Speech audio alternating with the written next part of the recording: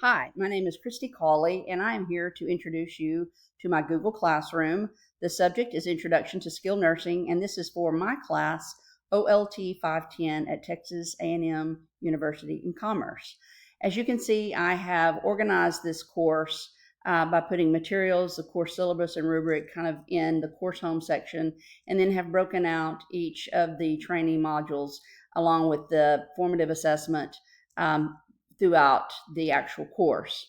The objective and the overview of this course would be that in my line of work, it is important that everyone that we bring on board in the skilled nursing industry truly understand the definition of skilled nursing and what it means. And that term gets thrown around a lot in general, in the medical field, in the community at large, when there in reality is a definition of skilled nursing that has been provided to us through CMS, which is the Center for Medicare and Medicaid Services out of Washington, D.C., which is our federal authority. So it's super important that everyone understand what those fundamentals are and what type of care is truly treated and how it can be paid for. So that is ultimately my goal. This course builds one module upon the other for the great finale, which is the summative assessment. And that is where the student will actually take all the materials learned throughout each module and will actually review a medical record and tell me what is happening and whether or not that patient would actually qualify for skilled nursing under the definition that they have learned in this course. So without further ado, I do have the course home, the course syllabus and rubric that outlines the overview that I've just shared as well as the objectives. And I've also included in each of the modules the objective for that particular module, along with the reading instructions or video instructions, and then, of course, the knowledge check. So module 1 objective is to define skilled nursing care. And as I mentioned, there are so many terms that get thrown around. So these videos and this written document should provide great insight into what skilled nursing truly is by definition. And then this video on the continuum of care should help define all the various levels of care that patients might possibly need. And particularly, we're speaking of older adults. Obviously, we also treat younger, but when I'm speaking of skilled nursing, it's typically you're referencing 65 and older at a minimum. So we go through that, and then the student will do a knowledge check. And this is just a Google form with the answers outlined in it once the student provides the answer. And I basically provide a little scenario on where the patient might be best suited, and they provide, based on the knowledge they've learned in that module, a quick overview. So it'll help them really understand what skilled nursing versus, say, custodial care would actually be. We move along to module number 2. The objective of this module is to identify clinical requirements for skilled nursing. And bottom line, if you want to know the quick answer to what is skilled nursing requires that a licensed professional actually be required to deliver the service. So where a nursing assistant or a care associate or a home health worker could provide bed making, food, helping with bathing, grooming, or activities of daily living, actually, in order to qualify for true skilled nursing care, you have to require or have a nurse or a licensed therapist actually provide the care. So these documents help walk through how to identify what that means. And that could really fall under a huge volume of diagnoses.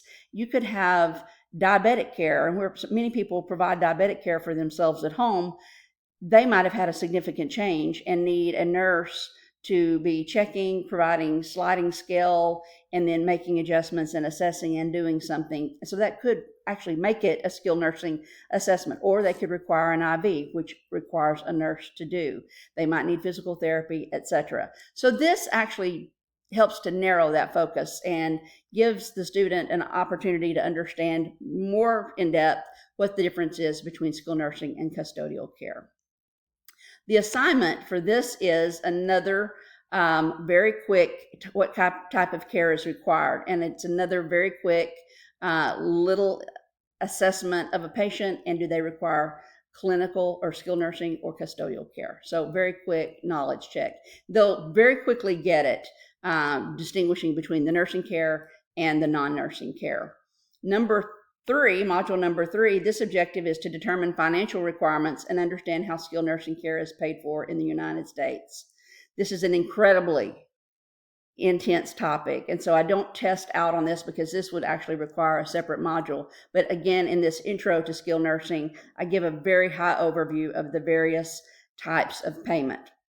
So there are videos that I have found, and I will tell you, beware of what's on YouTube, because there are a lot of people with their own objectives and what they want to get out of that video as far as selling products. So be super careful. I did choose a couple that I thought were very appropriate and very balanced.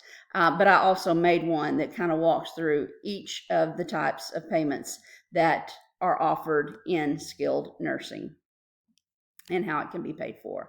This assignment, because it is so complex, and so sorry, I scrolled up too high, I just want them to really think about what they've learned in this module and to share 3 key items that they've learned in the streaming comments.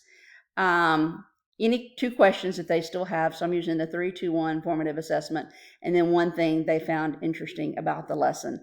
This will help me gauge for another upcoming module as to where they are currently in their knowledge and enable me to make sure that I truly cover the material in depth, because as I say, it is very, very complex.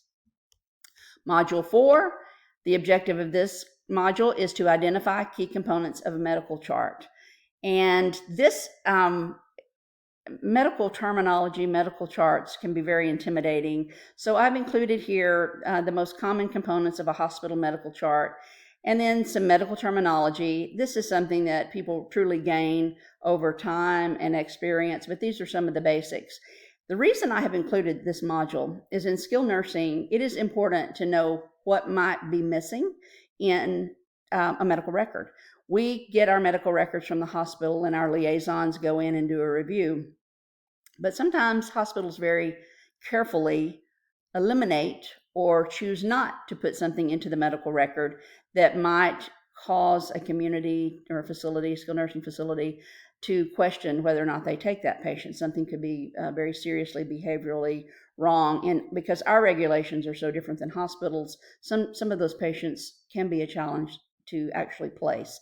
So I've included what is in a medical record that should be there and some terminology. Then I've actually included, and this is all one record, but I had to scan it in, an actual medical record for the student to use.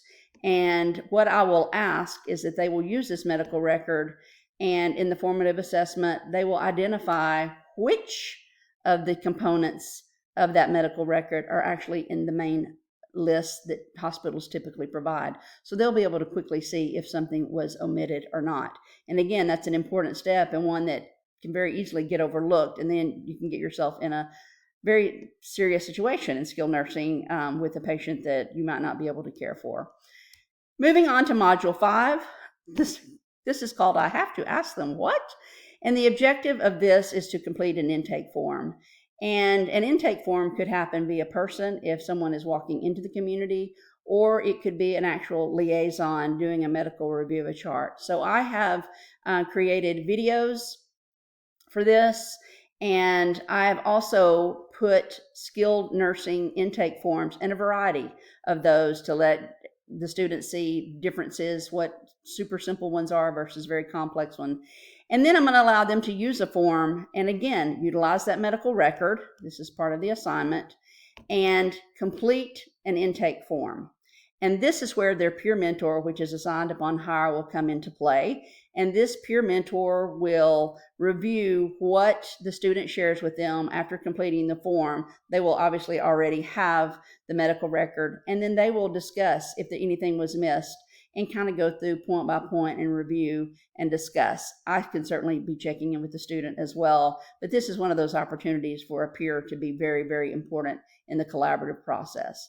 Once they've done that, the final and summative assessment for this course will be to take that very same medical record, and I've included all of it here, and I am asking the students to then video themselves using everything they've learned, and to take that medical record and video themselves telling me whether or not that patient qualifies for skilled nursing based on the definition that they were introduced to in Module 1.